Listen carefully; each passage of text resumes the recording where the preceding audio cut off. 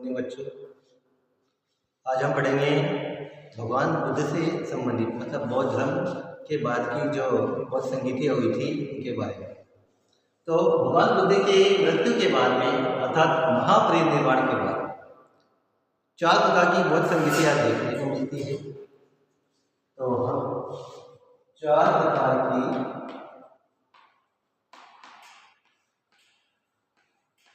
बौद्ध संगीतियाँ देखते हैं।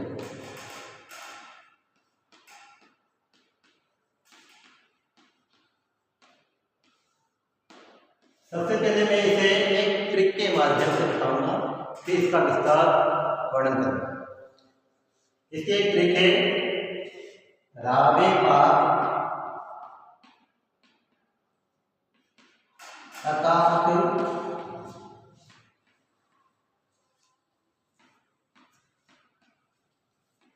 मसमो।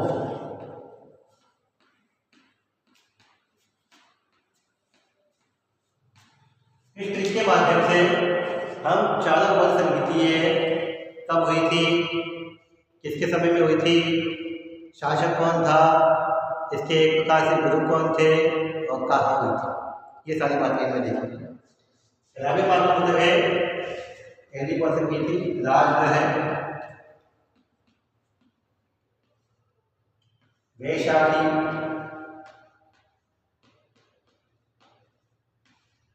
पासे पाटलिपुत्र,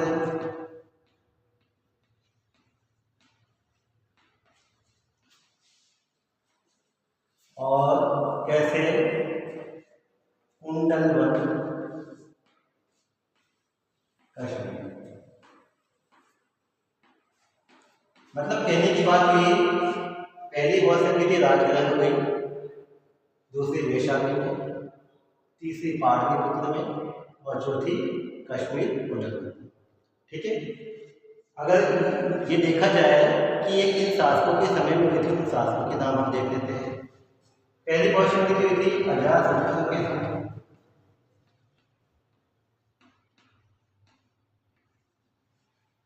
दूसरी बौद्ध संगीति हुई थी कालाशोक के समय,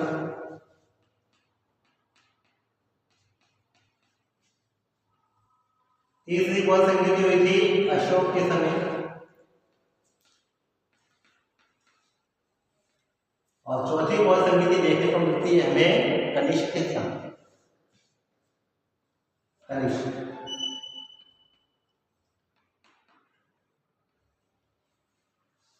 अब ये 4 बौद्ध संगीतियाँ हुई थी, उनकी अध्यक्षता किस किसने की थी उनके बारे में देखते हैं।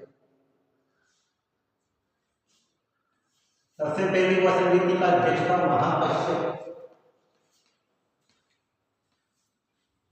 दूसरी बौद्ध संगीति का अध्यक्ष था सत्यकाम,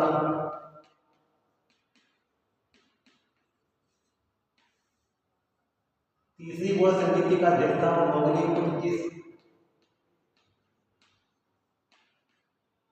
मौलिपुत्र,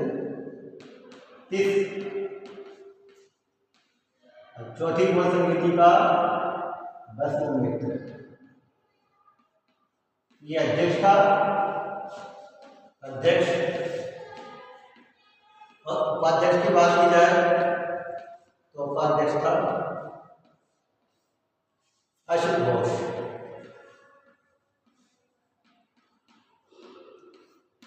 तो हमने ट्रिक के माध्यम से इन चीजों को पढ़ा, अब हम इसे विस्तार से देखते हैं। पहली बौद्ध संगीति,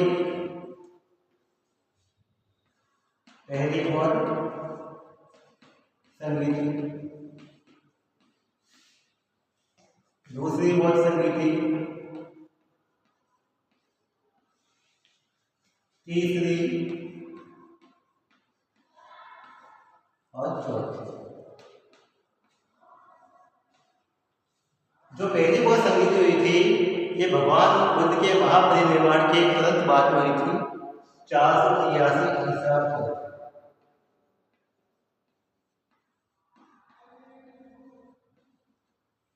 ईसा पूर्व में ये बौद्ध संगीति हुई थी राजग्रह,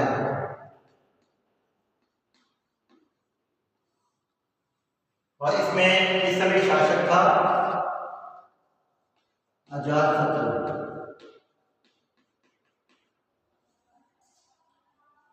और इस समय अध्यक्षता की थी, अध्यक्ष का नाम हमने देखा है कौन सा, महाकश्यप। महाकश्यप स्थान शासक और अध्यक्ष। इस बौद्ध संगीति में बौद्ध धर्म के दो पिटकों में बांटा गया था, शुद्ध पिटक और विनय पिटक। और इसमें आनंद ने तो शुद्ध पिटक का पाठ किया था, उपाली ने विनय पिटक का पाठ किया था। तो ये दो भागों में पड़ गया था। दूसरी बौद्ध संगीति हुई थी इसके 100 साल बाद 383 ईसा पूर्व। ये वैशाली में हुई थी। इस समय शासक था कालाशोक और इस समय जो अध्यक्षता की थी वो की थी सब्दकामी।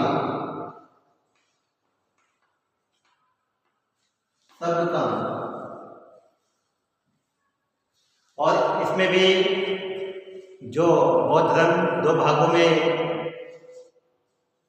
बात करते हैं, एक तो महासंगीत, एक सौत्रांत, जिसमें बौद्ध धर्म के नियमों के बारे में बताया गया था। एक प्रकार से नियमों में एक प्रकार से भेद किया गया था, जिसमें उज्जैन के और एक प्रकार से मथुरा के अध्यक्ष तो ने इसमें भाग लिया।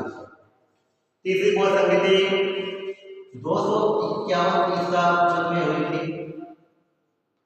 और इस समय ये पाटलिपुत्र में हुई थी। शासन की बात की जाए तो इस समय मौर्य शासक अशोक और अध्यक्षता की थी मौर्यपुत्र किस।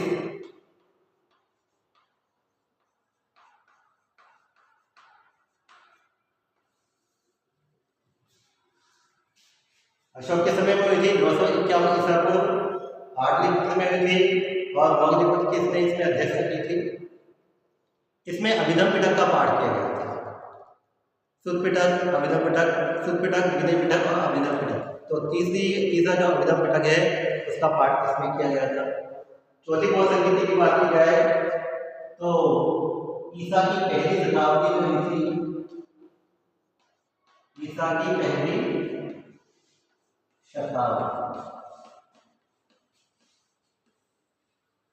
और ये कुंडलबंद कश्मीर में हुई थी।